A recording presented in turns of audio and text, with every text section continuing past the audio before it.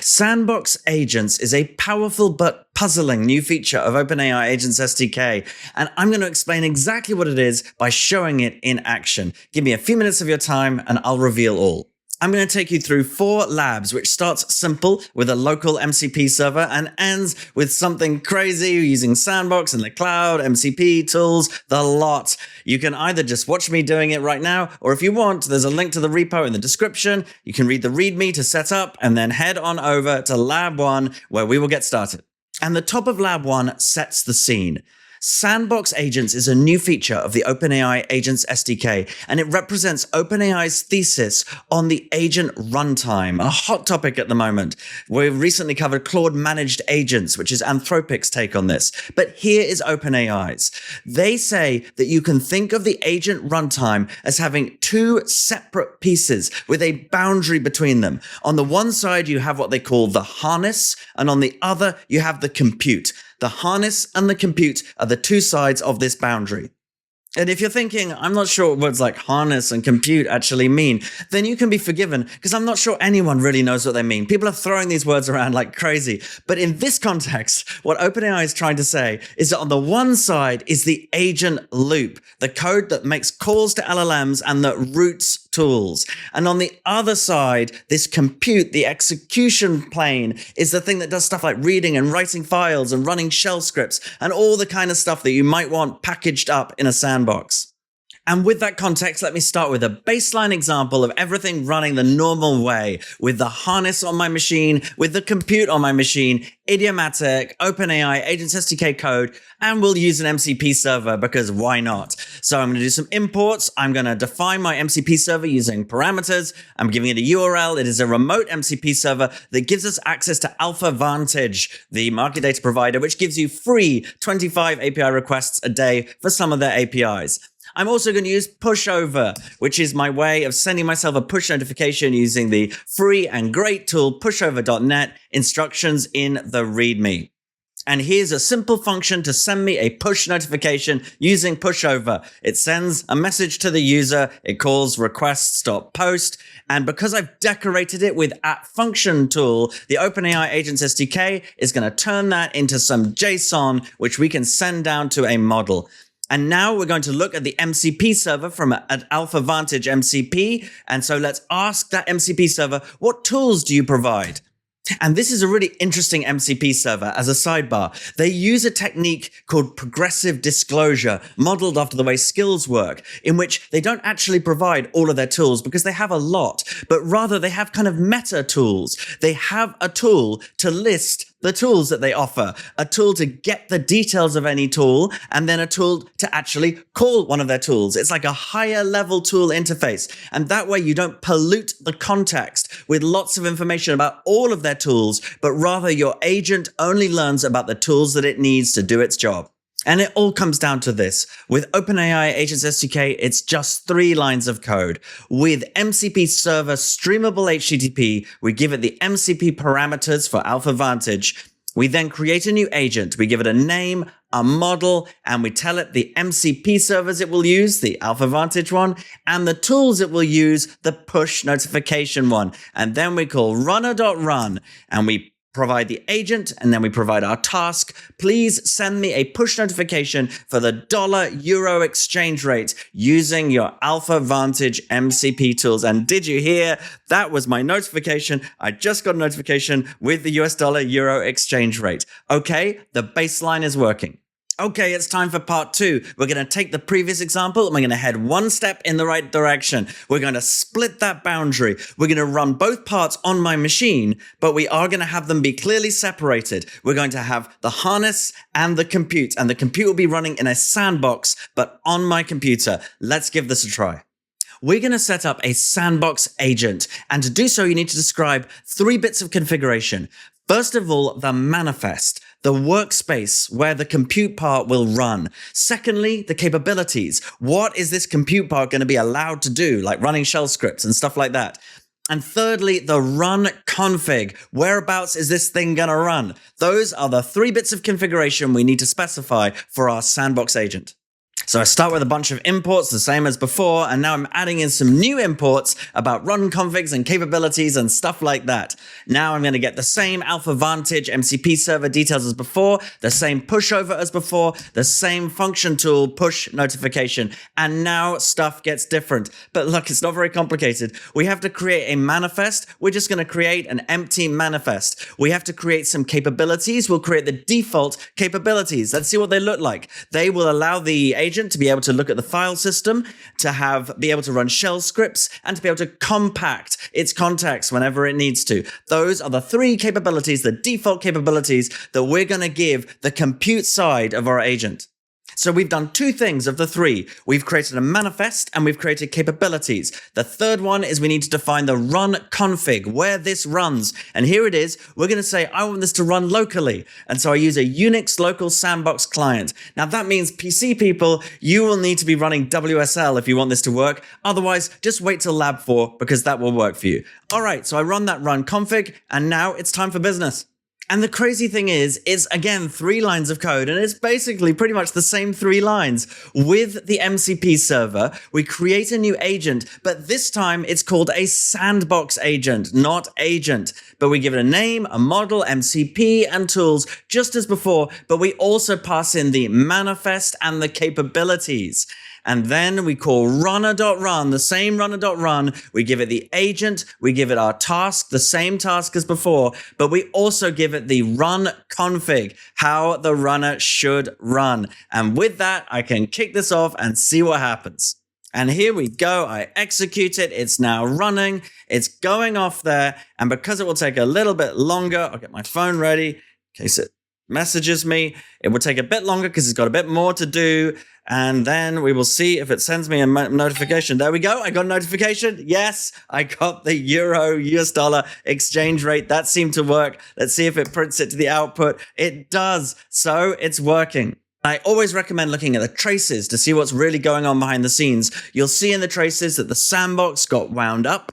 Then there was a list MCP tools. Then it called this tool list, which is a tool to tell it what Alpha Vantage can do through the MCP tools. And then it did tool get to find out one of those tools. Yes, the currency exchange rate tool to get the details of it. And then it called the tool call in order to get the US dollar euro exchange rate. So that all worked nicely. Then it sent a push notification.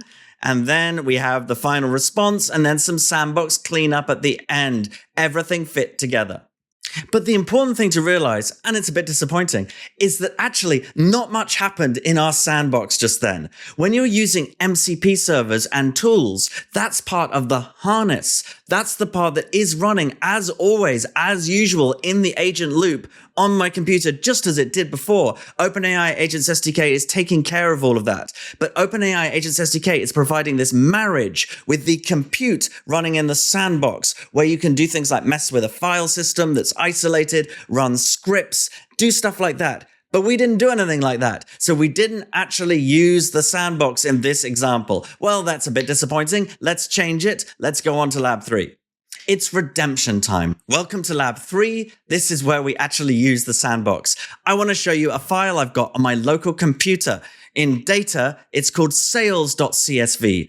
It's a comma-separated file full of items that have been sold, apparently, some for dollars and some for euros. It's in the format item, price, currency. In this file, lots and lots and lots of them. And we're going to want our agent to be able to dig into this. But I don't want my agent messing around with my local file system. That worries me. I want to use a sandbox. That seems like a good way to set up lab 3. I'm going to run the same imports as before. I'm going to grab the directory of the data there, and I'm going to set up my MCP parameters, my pushover tool, just as before. But now, one small change you'll see here, the manifest has within it this extra thing, entries, data, local dir, and I'm passing a link to this data directory. And that's saying that I want to give my sandbox a directory called data, and I want to copy in the contents of what's on my local box right here and give it its own isolated version of that data. It can do what it wants to that file. It's not going to touch my local file system. I am protected. That's what I'm going to do now. That is my new manifest. I've also got these capabilities, and it's able to use the file system, just its local file system, not my file system, and it's able to run shell scripts. And I'm going to want it to run some shell scripts to do stuff, and I want to know that I'm isolated from whatever it does. And for the runtime, I'm using exactly the same runtime as before, the Unix local, and now the task. Look in your data directory and find a file with sales data in it. Use your Alpha Vantage MCP tools to retrieve any exchange rates you might need. Use your shell tool to run some Python code to read the sales data, convert it to dollars, return the total sales in dollars, and then send me a push notification. So it's got to do all of that. It's going to have to write some code. It's going to have to run some code. It's going to do that based on a file here. And all of that, that's the kind of stuff I want to be protected from. I don't need to be protected from the running of the MCP server and the push notification. That kind of stuff is fine to run on my computer. I've just got those tools up here. But when it comes to all this futzing around with writing and running Python on a file system, that is what I want to happen in a ring-fenced sandbox, isolated from me. And so I've got exactly the same 3 lines of code, except I've replaced the task with that entire task above, and that is now off and running. And of course, the big difference here is that now we've got real stuff going on in our sandbox. Anything to do with looking at that file system or writing and executing code is all going to be happening in the sandbox. The MCP tools and the push notification is happening in the harness, and it's just happened, and I got the notification. About $87,000 is the total sales in dollars appearing on my phone as a notification, and we can also see that it responded with that here. It's working. And observability is so important. It's always worth digging into the traces, and you'll see there's a lot to dig into. A lot went on both sides of the boundary, but it's particularly interesting to look at this one here, exec command. This is one that was running in the sandbox. You can see that it was running Python code and that it was working in a working directory, which was the data directory in the sandbox, a separate version of my local directory. So it was not messing around with my data. It's all working. So we've definitely made progress. Unlike the last lab, we now have stuff going on both sides of the boundary. But perhaps the remaining disappointing thing is that both sides of the boundary are running on my computer. It would be much better if one of them was up in the cloud. So let's go do that. Let's go to lab 4. Lab 4 is almost identical to lab 3. And that's the whole point. The idea is that once you've done it this way, once you've used Sandbox Agents and you've got this boundary, you can then choose to move the compute somewhere else, and it's almost no work at all. I do some imports. I do a different set of imports here. I'm going to use E2B, which is a company that's built to run AI agents on sandboxes. So it seems like a good one to pick. It was super easy to set up. The README has instructions. The same data directory, the same Alpha Vantage MCP server, the same push over details and the same push tool. And now we're going to have the same manifest and the same capabilities. So far, everything is identical. And it makes total sense. The manifest and capabilities are the same. What needs to be different is the run config. So that's what we've got here. We're telling it we want to use the E2B sandbox client as its run config, E2B type. And the OpenAI guide will tell you how to do this for any of the others like Vercel or Modal and several more. So I run that. Now I'm going to have the same task as before and the same 3 lines of code as before. And it's off. It's the same 3 lines of code as the last lab. It's the same functionality happening, the boundary with the same happening in the harness, the same in the compute. The only difference is that that compute is not running in a sandbox on my computer. It's running in a sandbox on the E2B cloud. And the reading of the file, the running of the shell script, the running of the Python code to interpret the file, all of that is happening remotely in E2B land. And what's happening on my computer is the MCP server and hopefully in a minute, the push notification to my phone to tell me the answer of the value of all of these sales converted to dollars. That's the big idea. I just got it. I just got a push notification and the answer is $87,700. It worked.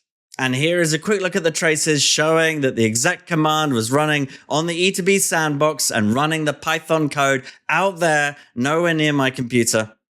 And the wow factor here was that it was so easy to go from what we did in lab 3 to what we did in lab 4, running the sandbox locally on my machine and running the sandbox in the E2B cloud. And in case you don't believe me, this is showing you the dashboard from E2B. I've got it set to the last 30 minutes. You can see I've run this once or twice, and each time it's been spawning a sandbox in the cloud, doing its business, and then shutting it down. So E2B has been busy running our sandboxes, and this is showing lab 4 at work. So hopefully this clarified for you what sandbox agents actually are, and also OpenAI's thesis on this boundary between harness and compute. And as an interesting extra to that, have a think about where the environment variables were living during this. I had environment variables for my OpenAI key and for pushover, and also for Alpha Vantage for the MCP server. Those 3 environment variables were part of the harness, and they never left my computer. They never went into the E2B sandbox. So if that Python code had done something nasty and tried to connect externally, it didn't have any of my keys to leak. And that's a really interesting extra. And thank you for staying all the way to the very end. If you found this video useful, please do like and subscribe. That's the way I know you're really there, and it encourages me to make more videos like this. And I hope to see you very soon for another video.